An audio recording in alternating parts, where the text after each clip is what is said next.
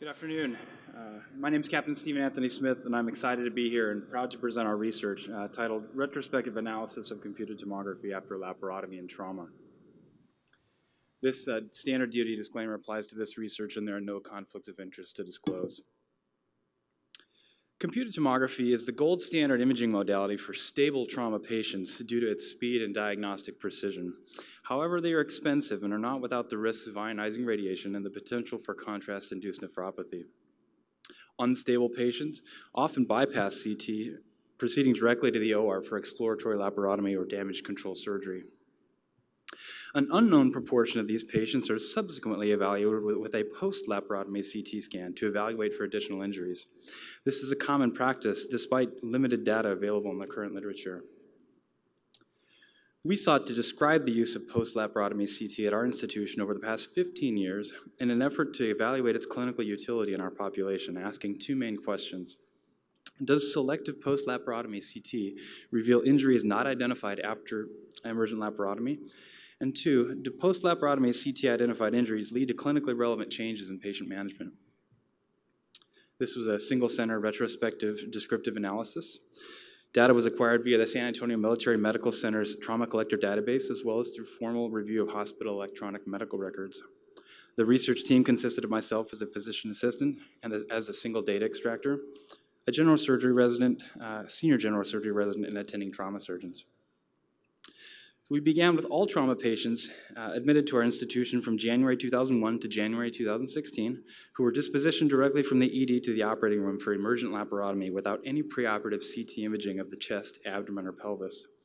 We excluded all non-emergent XLAPs, patients with any preoperative CT during their initial workup or at an outside hospital, patients who went to the OR for procedures other than emergent XLAP, patients who died or had life-saving interventions withdrawn less than 2 hours after their initial XLAP were also excluded.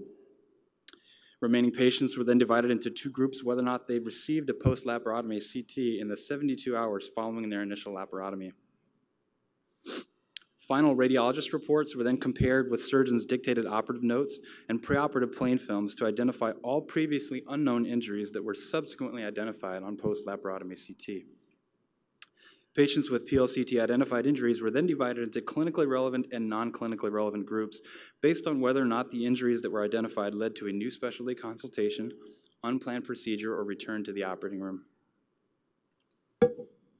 There were 169 patients in the PLCT group and 291 in the no-CT group. Both groups were well matched with respect to age and ethnicity. Patients in the PLCT group were much more critically injured across the board compared to those that did not get a CT.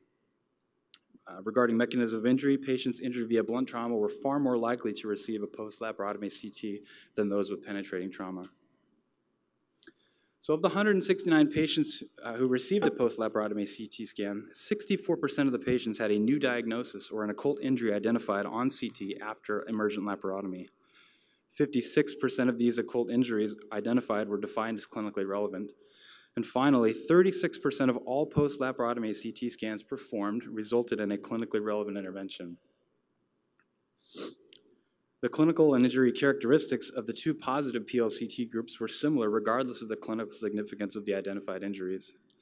Patients with negative PLCT had significantly lower overall injury severity scores and were much more likely to have been injured via penetrating mechanism. 53% of all laparotomies performed were damage control surgeries, with blunt trauma as the predominating mechanism. This is a breakdown of the PLCT-identified injuries and the percentage of those that led to clinically relevant intervention. Not surprisingly, there were a large number of extra-abdominal injuries identified, including pelvic fractures, 38% of which were clinically relevant. Intra-abdominally, there were multiple kidney and liver injuries identified, as well as several hemopneumothoraces, which also required intervention. 53% of the unplanned surgical procedures prompted by PLCT were to address extra-abdominal injuries. 47% required surgery to address intra-abdominal injuries. However, due to the high incidence of damage control surgery, only 10% required re-exploration of previously closed abdominal fascia or skin. Interestingly, while the split between blunt and penetrating mechanism of injury across all patients who required unplanned surgery was essentially equal, all three of the patients that required re-exploration after fascial closure were for penetrating trauma. We postulated that surgeons would believe that blunt trauma would be the mechanism more likely to cause occult injury compared to penetrating trauma, and our suspicions were confirmed by the disproportionately high rate of post-laparotomy CT obtained for blunt trauma. Interestingly, though, while blunt trauma accounted for the vast majority of all the PLCTs performed, just over half of the clinically relevant findings were in patients with penetrating trauma. We feel this may suggest that penetrating trauma causes occult injury more frequently than anticipated by trauma surgeons, and thus supports its continued use in the evaluation of both blunt and penetrating injuries. The large number of extra-abdominal injuries, including occult pelvic fractures, which required intervention, highlights the inadequacy of exploratory laparotomy alone in evaluating the axial and appendicular skeleton, and we feel provides one of the most compelling reasons to pursue post-laparotomy CT. 54 solid organ injuries were also identified on PLCT, 22% which led to clinically relevant intervention. Of these, there was a high incidence of occult renal injuries, which we feel is due to the fact that zone 2 retroperitoneal hematomas are not routinely explored in blunt trauma if they're not expanding. Based on our data, we feel that all patients with this operative finding during initial laparotomy for either mechanism may benefit significantly from post-laparotomy CT. Our study suffered from the following limitations, most notably the potential for selection and observer bias. It's also reasonable to assume that at least a portion of the occult intra-abdominal injuries identified on PLCT would have been recognized in a second-look laparotomy in those patients who were left open after damage control surgery. However, we feel the substantial number of clinically relevant extra-abdominal injuries identified on PLCT alone more than justifies its use, even in patients who undergo damage control surgery. Finally, as only the second single-center retrospective study on this topic, our results and conclusions may not necessarily be applicable to all trauma centers. So in our practice, post-laparotomy CT is a useful tool that reveals occult injuries after emergent laparotomy in both blunt and penetrating trauma. PLCT-identified injuries frequently result in clinically meaningful changes to our patient care, and additional research is needed to further describe factors that may improve the overall positive predictive value of selected PLCT use in early postoperative period after emergent XLAP. Thank you so much for your time and attention, and I'm open to any questions you may have.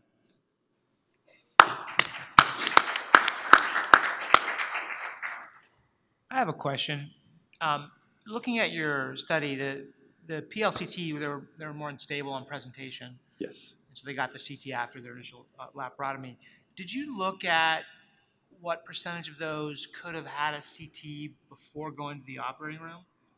Do you understand what I'm saying? So you could identify the trauma burden before going? Well, so no. Essentially what we did was we took how many people. We initially looked at anybody that went directly from the ED to the OR. And that was kind of our initial way to weed out, is, because if they had any imaging prior, we excluded them. So I'm not exactly sure if I understand the question. Well, I mean, my point is like you get the post-laparotomy CT because you may not identify all the injuries, but sometimes you have somebody presents with trauma, you resuscitate them, you have like this little window before going to the OR, and if you're where I work, you can run them through the scanner on the way up. Right. And sometimes that's of utility. I was wondering if you looked at any of those for an opportunity to do that. No, at SAMC, our CT scanner is right in the trauma bays, and we do have access. So it is assumed that if we didn't have time to make it to the CT scanner, they were too unstable, and so that's kind of how we made our determination there. Obviously, this was a retrospective review, but were you able to see if anyone had pelvic X-ray plain films that may have alerted you of a pelvic fracture that may have been significant, that they might need pelvic packing, angio, or something else? Well, so we did look at, so we included any preoperative plain film X-rays when we tried to find out, okay, so we looked at everything on the final radiologist reports, but we included all the things that were called on preoperative plain film. So if there was a pelvic fracture called preoperatively, we would have known about it, and if it was not called but picked up on CT, we called it a missed injury. So there were several that had pelvic fractures that we knew about, but there were new fractures identified on CT, or there were several that had no pelvic fractures called on plain films, but then ended up having them afterwards on CT. Sure. Daniel Ziegler, Fort Worth, Texas. How many of these were planned? I mean, you did a CT looking at something specifically for the abdomen, or you're just doing CTs in general? I mean, a lot of times we'll do a damage control and then get them to the ICU and then resuscitate them, and then at some point we need to assess their head, their chest, their neck, whatever, and usually throw in the abdomen just for Right.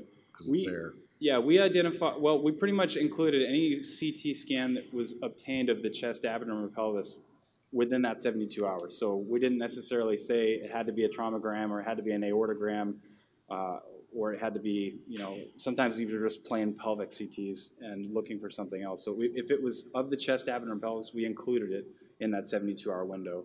And we actually did capture a fair amount of people with injuries really early on after the emergent XLAP, and then because we extended that out to 72 hours after initial XLAP, we actually found things that kind of were a little bit later in developing as well. So we pretty much took any CT that was obtained in those areas within that time period and included them.